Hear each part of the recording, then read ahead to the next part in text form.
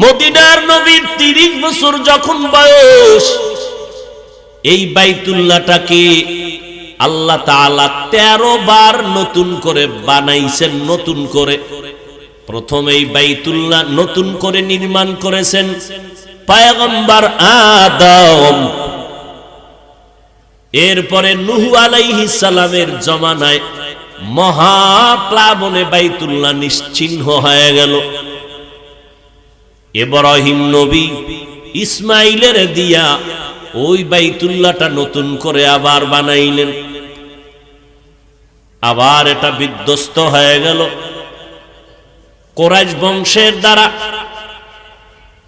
মায়ার নবীর 30 বছর যখন বয়স, কুরাইশ বংশের থেকে চান্দা উঠাইয়া টাকা জমা করিয়া বাইতুল্লাহ আবার নির্মাণ করা হলো। এইভাবে 13 বার বাইতুল্লাহ ভাঙলো আর নতুন করে উঠাইলো। কে সেই ওমর? মদিনার নবীর হাতে কালেমা পড়েছেন মাত্র 39 জন পুরুষ, 11 জন মহিলা। মায়ার নবী গোপনে বসে বসে কালেমার তালিম দেন। প্রকাশ্যে কালেমার কথা বলেন না, নামাজের কথা বলেন না, রোজার কথা বলেন না। দুশ্মনের ভয়ে, চতুর্মুখী দুশ্মন, মায়ার নবী গোপনে গোপনে কালেমার তালিম দিতেছেন 39 জন সাহাবায়ে কেরাম রাদিয়াল্লাহু আনহুম আজমাইন। নবীর দিলটা চায় প্রকাশ্যে দাওয়াত দিব, বাইতুল্লাহরে কিবলা বানাইয়া নামাজ পড়ব, কিন্তু না, বাইতুল্লাহরে কিবলাও বানানো যায় না। বাইতুল মাকদিসকে কিবলা বানাইয়া নবী নামাজ পড়তেছেন, বাইতুল্লাহর দিকে ফিরে নয়। প্রথম কিবলা বাইতুল মাকদিস। যেই বাইতুল মাকদিস মক্কা থেকে বাইতুল্লাহ থেকে যাইতে 1 মাসের পথ। ওই সময় রহমতের নবী 39 জন মুসলমান সাহাবায়ে কেরাম নিয়া গোপনে কালেমার তালিম দেয় আর আল্লাহর কাছে দোয়া করেন, ও দয়ার মালিক, ওমরের তুমি কালেমার সৈনিক বানায়া দাও। এখন ওমর মুসলমান হয় নাই। নবী করতেছেন দোয়া, আর ওদিক দিয়ে আবু জাহাল দিতেছে হুঙ্কার, কে পারবা মুহাম্মদের কল্লাটা আমাকে এনে দিবা? আমি আবু জাহাল 100 লাল উট পুরস্কার দিব, কে পারবা? ওমর তরবারি নিয়ে দাঁড়ায় কয়, আমি পারবো। আবু জাহাল তুমি অর্ডার দেও, মুহাম্মদের মাথা নিয়ে আসবো। আবু জাহাল কয়, তোমার দ্বারাই সম্ভব, যাও তুমি ওমর।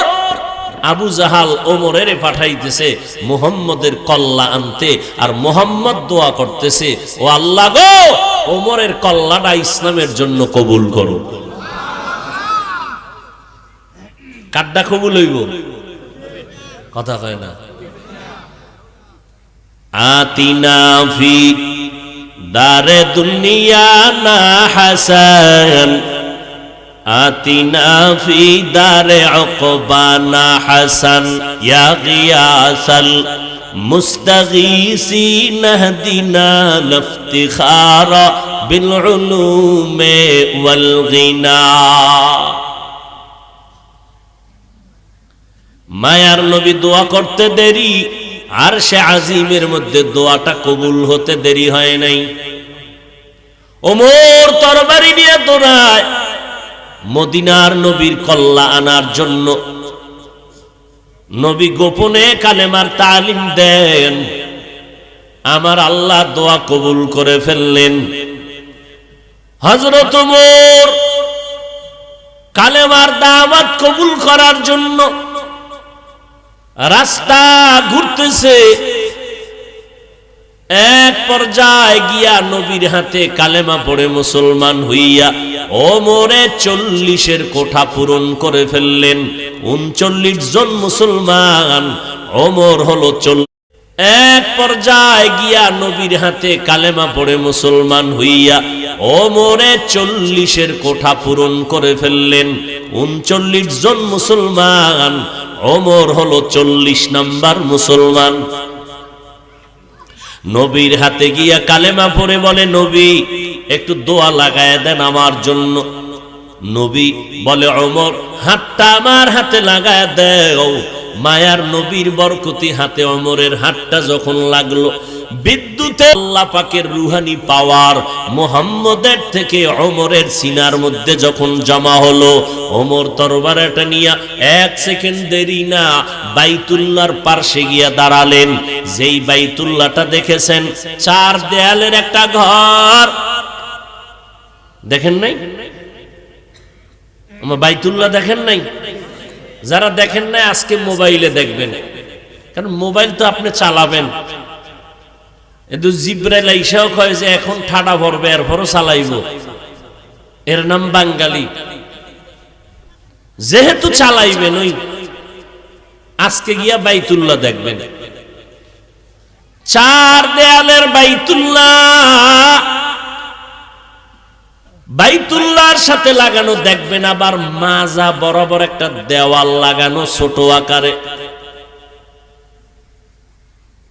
ত্রিমুখী একটা দেওয়াল ঘুরাইয়া লাগানো।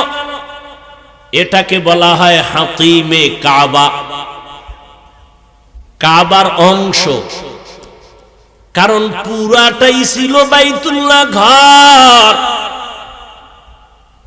মদিনার নবীর 30 বছর যখন বয়স, এই বাইতুল্লাহটাকে আল্লাহ তাআলা 13 বার নতুন করে বানাইছেন। নতুন করে প্রথম এই বাইতুল্লাহ নতুন করে নির্মাণ করেছেন পয়গম্বর আদম।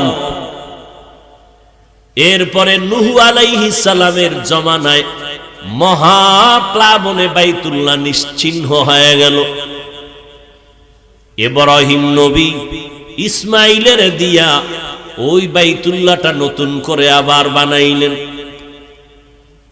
আবার এটা বিধ্বস্ত হয়ে গেল কুরাইশ বংশের দ্বারা। মায়ার নবীর 30 বছর যখন বয়স, কুরাইশ বংশের থেকে চান্দা উঠাইয়া টাকা জমা করিয়া বাইতুল্লাহ আবার নির্মাণ করা হলো। এইভাবে 13 বার বাইতুল্লাহ ভাঙলো আর নতুন করে উঠাইলো। কয়বার? 13 বার।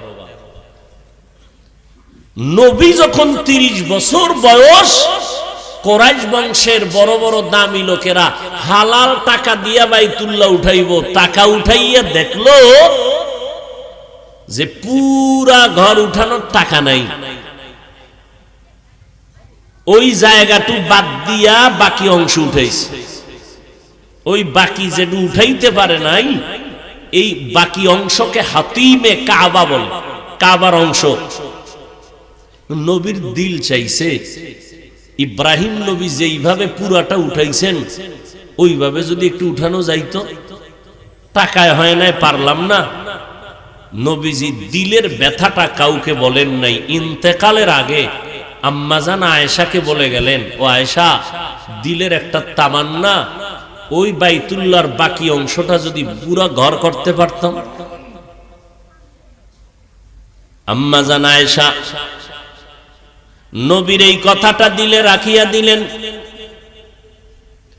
আব্দুল্লাহ বিন জুবায়ের